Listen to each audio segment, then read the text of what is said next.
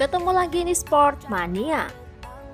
Sebelum menonton, jangan lupa untuk selalu tekan tombol subscribe dan loncengnya dulu untuk mendapatkan info terupdate dari Sport Mania.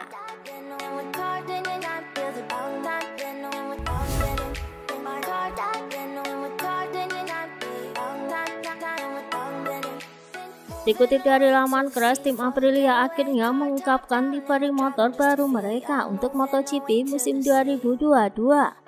Diperkuat oleh Alex Espargaro dan Maverick Vinales, RSGP masih tampil dengan warna hitam yang dominan, dengan corak merah yang berbeda dari musim sebelumnya.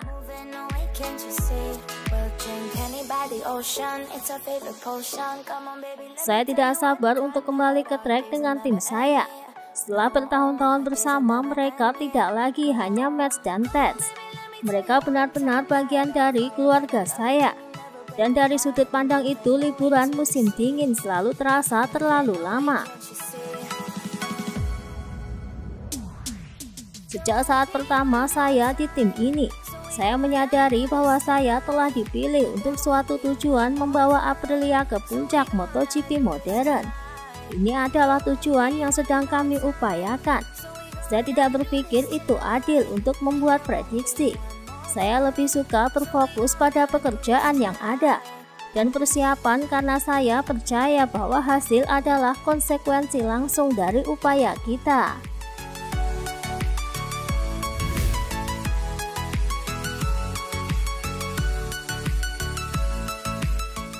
Dikutip dari Speedweek, Remy Gardner mengakui sulitnya bersaing di kelas MotoGP. Pada tes Sepang lalu, dirinya tertinggal cukup jauh dari pembalap tercepat Bastianini. Semua pembalap sangat cepat. Saya tidak menyangka betapa banyaknya pembalap berbakat di kelas MotoGP ini. Musim ini jelas tidak akan mudah. Tetapi paling tidak saya tahu bahwa saya tidak terlalu jauh. Meskipun ini bukan hasil yang baik.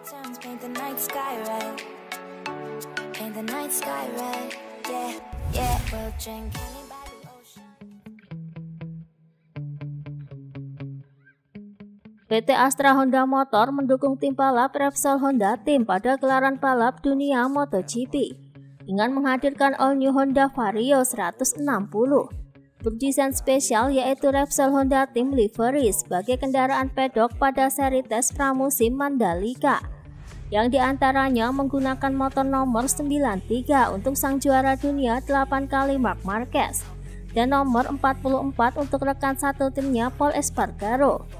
2 unit lainnya akan digunakan kru pedok untuk mobilisasi selama di area sirkuit.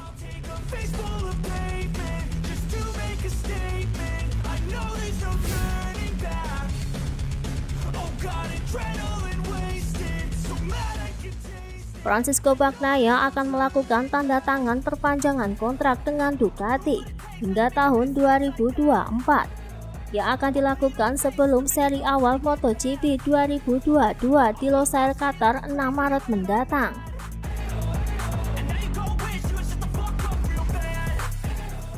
Untuk saat ini kami akan memperpanjang kontrak Pecco. Jika tidak ada kejutan, itu akan terjadi. Itu harus menjadi evolusi yang alami.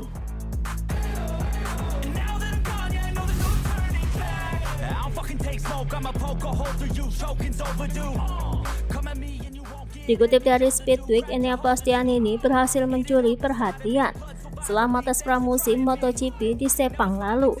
Penampilannya mengundang decak kagum sebab walaupun menggunakan motor Desmosedici GP21, ia mampu tampil menjadi yang tercepat. Luigi Dalinya pun mengisyaratkan akan mendukung Bastianini. Enea jelas melakukan pekerjaan yang mengesankan di tes Sepang. Ia cepat di kedua hari tes itu. Terkadang memang lebih baik jika Anda tidak perlu menambahkan apapun di motor, asalkan motor tersebut sudah bagus dan handal. Dan dia melakukan pekerjaan yang sangat bagus. Jika dia terus bekerja seperti ini sepanjang musim, kami pasti akan berusaha memberinya dukungan sebaik mungkin.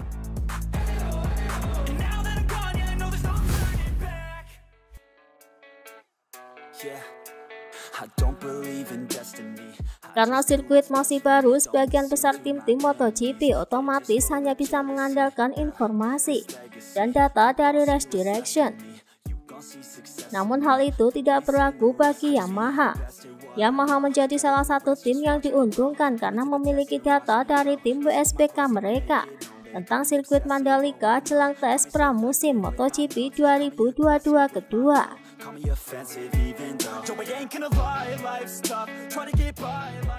Biasanya kami mendapatkan informasi sebanyak mungkin dari Race Direction. Tetapi tentu saja kami juga mendapatkan beberapa informasi dari tim Superbike kami. Ini membantu kami untuk mengembangkan basis. Tapi ya, tidak lebih dari itu. Kami tetap memiliki banyak hal yang harus dilakukan selama 3 hari pengujian di sini.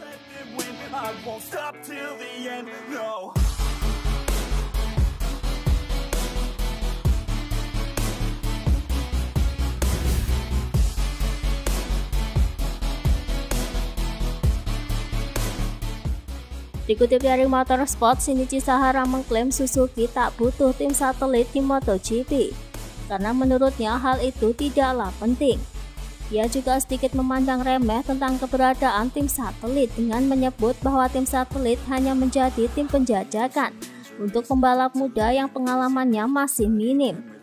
Tidak akan berguna bagi pengembangan GSX-RR mereka. Saya sudah cukup senang dengan struktur kami saat ini. Data 2 pembalap kami, Joan Mir dan Alex Rins, sangat penting.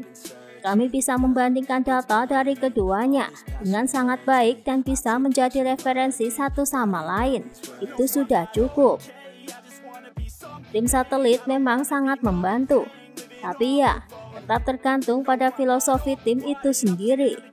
Jika mereka hanya ingin melatih pembalap muda, data mereka mungkin tidak begitu berguna untuk pengembangan motor karena pengalamannya masih terbatas. Jadi menurut saya tim satelit tidak begitu penting untuk pengembangan motor.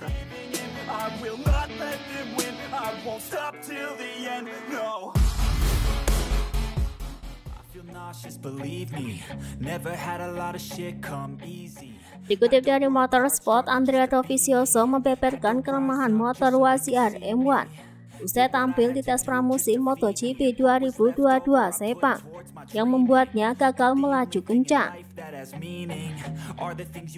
Basis dari Yamaha sangat bagus, tetapi ada area yang bisa dengan cepat menyebabkan masalah. Motor membutuhkan gaya berkendara khusus. Jika Anda tidak bisa, Anda akan cepat berakhir di belakang. Itu sebabnya saya masih butuh waktu untuk beradaptasi.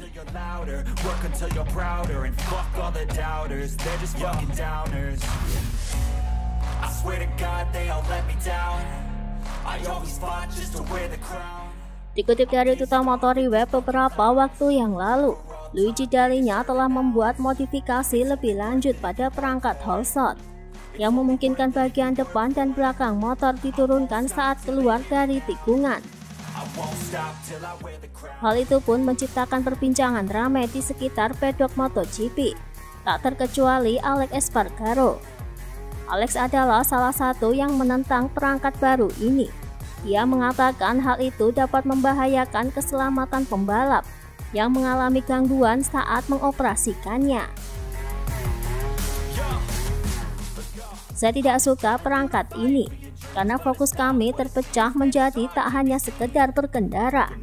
Saya tidak ingin mengatakan bahwa mereka berbahaya, tapi kita harus membicarakannya di Race Direction. Karena saat kita berkendara, kita tidak bisa melakukan terlalu banyak hal. Hari-hari ini Ducati telah menguji perangkat penurun di bagian depan. Jika semua orang menggunakannya, kita harus meletakkannya juga.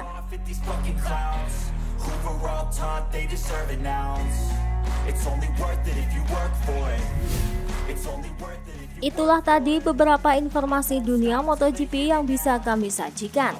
Terima kasih telah menonton video ini. Selalu ikuti informasi MotoGP kami lainnya. Salam Sport Mania.